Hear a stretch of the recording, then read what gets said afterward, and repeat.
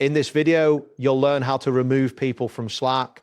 This process allows you to manage your workspace effectively by deactivating user accounts as needed. To begin, navigate to the Slack application on your device.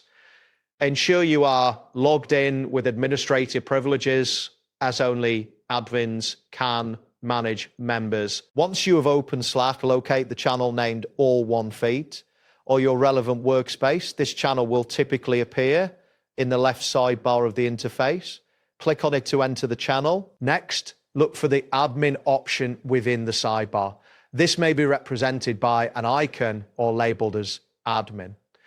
Click on this to access the administrative controls for your workspace. After that, select Manage Members from the admin menu. This section allows you to view all current members of the workspace and manage their access. At this point, identify the member you wish to remove. Next to their name, you will see 3 dots or an options menu. Click on these 3 dots to reveal additional actions you can take regarding the member.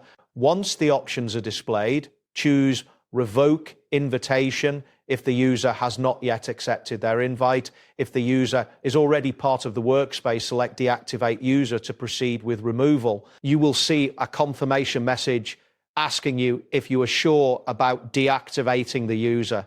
This step is crucial as it will prevent the member from signing into the workspace again. After confirming, a message will inform you that the member will no longer be able to sign into the workspace. It's important to understand the implications of this action. You will also see a notification stating that the member's messages and files will still be accessible in Slack, ensuring that their contributions remain part of the workspace history. Finally, click on Deactivate to complete the process. A confirmation prompt may appear, ensuring you want to finalize the deactivation of the user. That wraps up today's guide. Thanks for watching, and catch you in the next tutorial.